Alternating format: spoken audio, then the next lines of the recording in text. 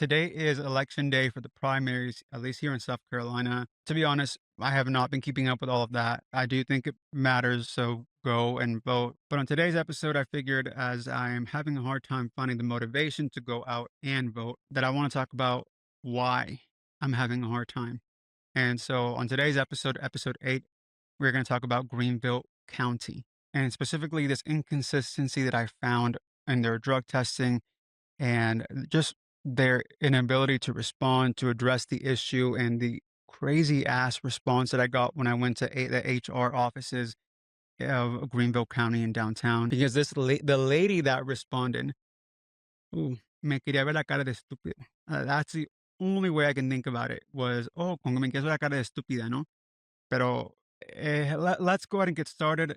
Like I said, this is episode 8 of Real Funny, Real Cute, the podcast where we break down what is serious through humor and chisme. Now, if you haven't watched the previous episodes, make sure to watch them so you know how I came across this chisme, this information, because, yeah, if I try and summarize it, having ADHD, we're going to be here for a long time. Too much of a crazy story. Now, speaking though of ADHD, now, and I'm sure a lot of y'all probably know because the number of people being diagnosed has been going up, and therefore, I mean, there's always all these shortages now with Adderall. And even if you don't have ADHD, a lot of y'all are familiar with Adderall or know what it is and know that it is a controlled substance. It is an amphetamine based medication. If you have taken Adderall or you know someone who does, then you're probably familiar with the fact that when you go and get drug tested, it is going to show up because, again, the amphetamines. I already know that when I go, as soon as they dip the test in the urine,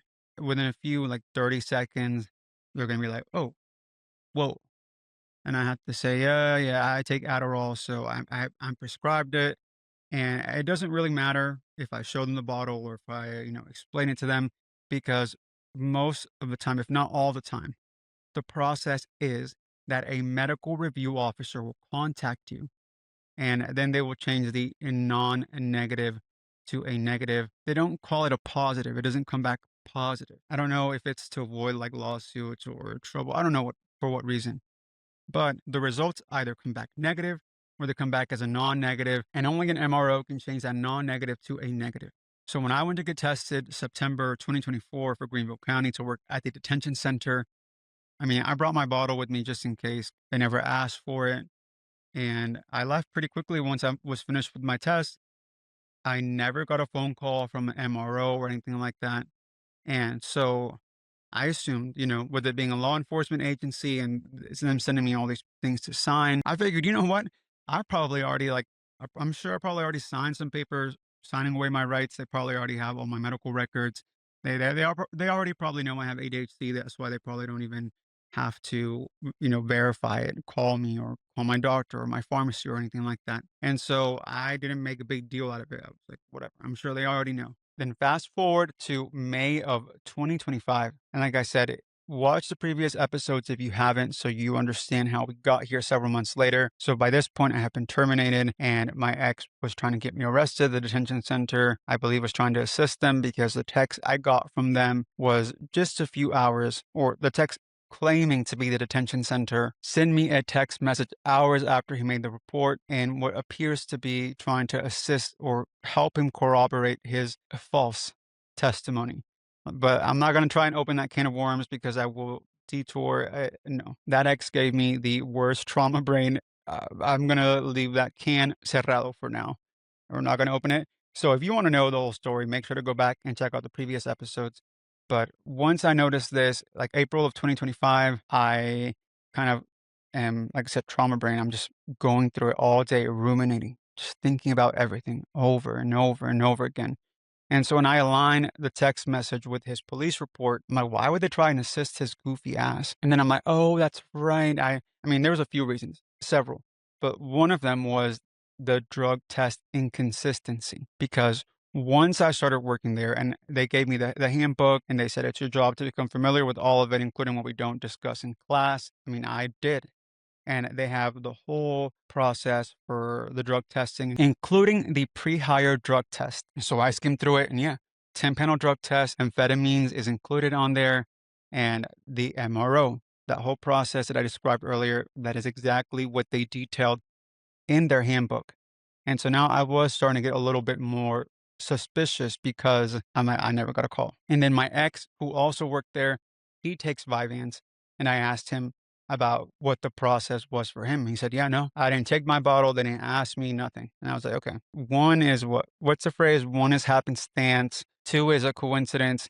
Three is a pattern. And that is where we get to May of 2025, because then I decided, you know what? I've said it multiple times. This is the podcast where we break down what's serious through humor and chisme. So, to no surprise, I mean, I am pretty chismoso. I grew up reading like Nancy Drew books and Hardy Boys, and with the ADHD pattern recognition, I can't leave certain things alone, and I mean, it does get me in trouble. So yeah, I decided to do some digging, some investigating of my own. So then I go to the Greenville HR offices.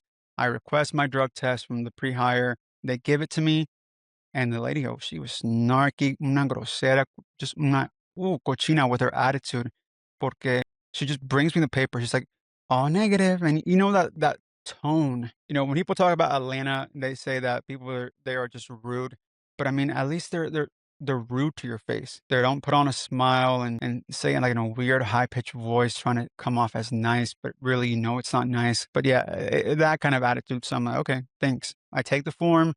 And then I go to the exact same lab. I get the exact same test done. And now I document when I take my Adderall because I have double taken it before. And then one time I took it with Tums and it boosted it. And no, I felt like Xavier from X-Men, just like I could focus, but then I could also see everything else. And I just felt like I was going really fast, but then I really wasn't. I was actually going really slow. And I know I thought I was going to die.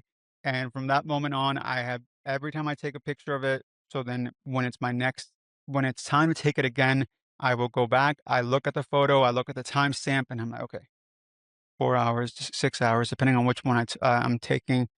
I'm like, okay. And now time has passed. Whew. I never want to feel that way again, y'all. With the Tums, I felt like, you know what? Wow, I could really focus today. Like I could see the whole universe. And yeah, no, no. And then my heart just, oh, no, no. Mm-mm. So yeah, I'm paranoid about that. So I document every time I take my Adderall. And double taking my medication wasn't the only thing I was paranoid about. Like I said, trauma brain from the ex at the detention center, all that shit. I was paranoid about a lot more. So I was thinking ahead. I'm like, I don't even know what's going on. Like the detention center was trying to help my ex from what it looks like. I don't even know what the fuck is going on. So I start thinking about well, let me just say this. My concern was that if I brought this up to anyone's attention, that they would say, well, yeah, you took a picture of your medication, but I mean, how do we know you actually took the medication? So maybe that's why I came back negative. So I'm like, no, I got to make sure that if something fishy is going on, I need to make sure that the evidence I get is bulletproof. So what I decided to do, I didn't just take a picture of my medicine. I mean, show the bottle, show the pill with the identifying number, and then I in the video, you know, this is me. I'm swallowing it. You see, bulletproof. At least in my mind, I was like, okay. They can't say that I did not take it. So I take it, and so after I get off work, I go to the facility. I go back to the same place where the Greenville County uses the same lady who administered it. I believe. I'm pretty sure it was. And to my surprise, it comes back negative again. And so what I do is that I immediately go to a different facility, and to no surprise there, it comes back positive. And so now I go to the HR offices in downtown again, and I try and address this concern to the people there in HR. And now I wasn't going there immediately with this preconception that they were doing something illegal or on purpose, or, you know, some kind of fraud was going on, because I mean, I didn't know what the reason was. I even thought maybe, you know, it's just like a bad batch of faulty tests. And in this case, they would want to know why someone who takes this amount of Adderall can get drug tested and it won't show up on the test. Like, that's a pretty big fucking deal, especially since taxpayer dollars are being used to pay for these tests. And these tests are not cheap. Again, I know because I had to pay for all of these out of pocket, and being a chismoso and being nosy and trying to over there being fucking Nancy Drew Hardy Boys over there. yeah, I'm over there spending money on that. It just goes to show that this is pretty much what is happening every single time that anyone is getting drug tested. Because I mean, if they're not reliable or if the results are being altered, why? It's just burning money. So I thought, they would want to know. But to my surprise, yeah, no. Esta vieja payasa she just kept acting the same amount of just nastiness, rude, tomfoolery, clownery. I don't even know what to call it. But I kind of give her the rundown of what I've told y'all. And her first remark was, "Why does it say Greenville? Why does it say Greenville? Why does it say Greenville?" And I'm like, and she was referring to the employer box, which when I went to the same facility that they use to get tested, I just put self under employer. Now, why did it come out with Greenville in capital letters like the same way it did for Greenville County? I don't know. I genuinely do not know. That's why I was surprised. I'm like, yo no sé. Oh my God. I don't know." But she just kept going. And I'm like, well, there goes my answer, right? Because I mean, I'm assuming that's an important part is Greenville being in the employer box. I mean, it was a big deal to her because, like I said, all I did was put in self under employer. So I don't know why that came out that way. But yeah, she was not happy about that. And then the responses that I got from her were just, now these are cuentos, just lies, because I'm like, it makes no sense. She tries telling me, well, maybe it didn't show up because, it's a prescribed one, like it's mixed in with other stuff. And I'm like, okay. Like I used to work in onboarding and hiring. And so I would schedule people for their drug tests. I have some knowledge. Like I said, me quería ver la cara de estúpido porque I'm like, seriously? Do I need to bring you the bottle where it says dextroamphetamine? Like, yes. I mean, if I bring you an Arnold Palmer, you want to know something? Yes, it is a new drink, but there is still lemonade in there. So if I were to take a test and measure the amount of lemon in there, there would still be lemon in there. I'm sorry, I don't know how to break it down for your country bumpkin self any more clearly. Arnold Palmer, lemonade in there. You mix, but you know what? It's still in there. There is still lemon in there. Okay, so oh my God. But she just kept going with sus cuentos. And eventually, when I told her, okay, I'm gonna try, and I tried to do this as respectfully and as like to trying to make sense, right? I said the main type of amphetamine abuse in this country is actually prescription Adderall. Either college students buying it from those who are prescribed it, or people who steal it from people that have a prescription Adderall, or any prescription stimulant. These tend to be abused. So you're telling me that I can take 3 Adderalls every day. And let's say that I'm not prescribed this medication because you don't know that. And I told her, let's say that this prescription bottle is not mine. I lied. So you're telling me that I can take Adderall this amount of times, this frequent, at this dosage, and I can take a drug test with y'all and still get employed, even if it's not mine. Even if I'm abusing Adderall 3 times a day, 4 times a day, I'll be fine. Well, no, no. I'm like, yes, yes, ma'am. That is exactly what you're saying because guess what? I take it that amount of times. That is my dosage. Y'all don't know that I am prescribed that because I never got a call from the MRO to make sure that it is my prescription, that a doctor prescribed it for me, that it is legit. And then she tries to bring up like a threshold level, and I'm like, okay, that is the only one thing that you have said that is somewhat reasonable. But even then, I debunked that. But when I made that comment about, oh, well, like at the end of the day, you can take Adderall this amount of times and still get a job with y'all, is when she was just done. I've already tried appeasing to you and answering all your questions. I don't know why you're doing this. Are you trying to say that you got fired for reporting this? I wouldn't know what you got fired for. I'm like, one, what do you mean? You're HR. HR doesn't know why someone got fired for. That doesn't sound right. Second of all, I don't want to work there again. I'm not saying this because I'm asking for a grievance or because I'm mad that I got terminated. I am mad that I have been punished every single time that I try and do the right thing. And like this is something I've talked about in previous episodes. This has been, oh, what, 15 years now? I don't know if I'm cursed or something, but I am mad that, okay, if you want to fire me for trying to report something that I thought was a concern, a legit concern, but don't ruin my chances of working somewhere else. But no, the last thing I want to do is to come back and work for Greenville County. Trust me. But as a taxpayer, I have the right to be concerned about this inconsistency and how my money is being spent. Like, it makes no sense. This is literally just throwing money away. Teachers, firefighters, police, mental health. There are so many ways that this money could be used instead of just being thrown away.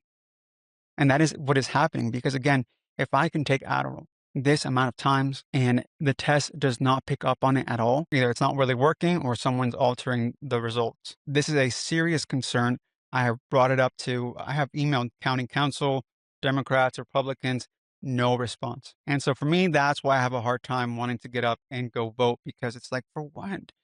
Like, I'm going to, and you should probably go too, but it's just like, I just I'm done. I don't even it's like, I don't even care. I don't keep up with it. Like, I go and I do I try to be a good American. Do I want to? Not really, because does it matter? Like, I can't even get a word in with them. They don't seem to care about the misuse of taxpayer dollar. Like I said, Democrats and Republicans, when I was living in downtown, my county council member was a Democrat. A black Democrat who running for office, the whole campaign of he wants to be a voice for his community, for those who don't have a voice. So for other minorities. And I'm like, okay. But as soon as you win your election, your social media goes dead. Crickets. Now I've moved to Greer, South Carolina now, still within Greenville County. Now I have a Republican county council member. I mean, same thing. I message, there's no response. And I'm like, you know what? I mean, at this point, I mean, everybody's hypocrites, right? Like, she's a Christian, religious woman. Jesus would not be too happy about people mishandling money. I mean, isn't that what happened with the sales? I don't even know how to say it in English. Like those dudes with the big old rocks and the people. Yeah, like, I just don't think that lying and deceiving and not addressing this is something that Jesus would have been happy with. Okay. So that's why I'm just saying, mm, I have like a bitter taste in my mouth, and not to mention what I just spoke about in the last episode, episode 7 with the SRO, and then what happened at the detention center, and then with my ex and all of that. I'm just like, okay, damned if I do, damned if I don't. But that is all for this episode. Now, like I said, the primaries are happening today, June 9th, the day that I'm recording this. Now, I do plan on releasing another episode before the elections, I believe, like in November or something like that. That is also in regards to politics and voting because, like I said, I used to be more involved and I used to do like the campaigning and all that, but not anymore because I'm like, no, what for? Last time that I did that in 2020, one of the persons that I was campaigning for county council, ironically, she didn't win. Thank God. Nasty person who just did not seem to understand what, my concern was when it came to defunding the police. Because as somebody who has had to call the police in emergency situations, I understand you keep talking about, well, we send like a social worker. And I'm like, I don't want us. There are certain situations, girl, where you don't want a social worker. You want somebody with a gun. You don't understand this probably because you've probably never been in this situation. But yeah, what happened with this individual and then in this group called Upstate DSA, it's all just left a bitter taste in my mouth because back then in 2020, I was all for due process, right? But that was apparently controversial back then, and now, I mean, that's what they're advocating for: due process. Fuck ICE and all that. And to me, I'm like, that's crazy, because when I asked to see if I can be let back into the Discord channel, no, for safety reasons, because I might get attacked in there because everybody's so mad that I was advocating for due process 6 years ago. What they're doing now, like I said, it's just left a bitter taste in my mouth. And y'all would think that the circus is in Greenville because there are so many goofy clowns. I'm like, yes, you know what? You're right. Go advocate for the Mexican, but don't let the Mexican in because he's dangerous. Like, I, ay, Dios mío, oh my God, I can't anymore. I guess I just need to start being a gangster or something, or I don't know. Everybody wants me to be this bad hombre. Everybody's so scared of me. Everybody sees me as a bad person, so I'm like, I might as well just be on the left, on the right. I mean, everybody's just painting me the same way. So there is a lot to discuss before the election, and I believe that's what we're going to discuss in the next episode, episode 9. Real funny, real cute upstate DSA. But not only that, I do want to touch on what I talked a bit about in the last episode, where I got a bit emotional because I hate crying.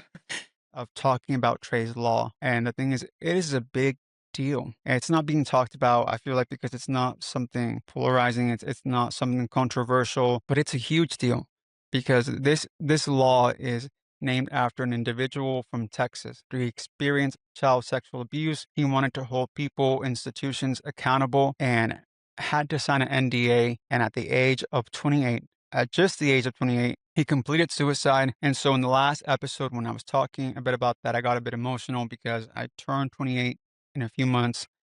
And the way that it's been described by Trey's sister, by Senator Ted Cruz, is, survivors being muzzled. And that is exactly how I have felt.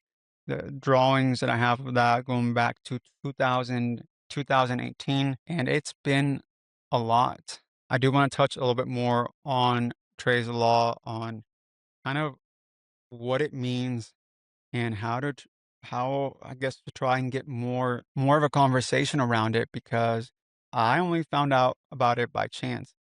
And so it's getting close to being passed on a federal level. It will void and make NDAs regarding child sexual abuse unenforceable. So it would be giving back a lot of survivors their voice, their story, their ability to tell their story. And for some people, life saving.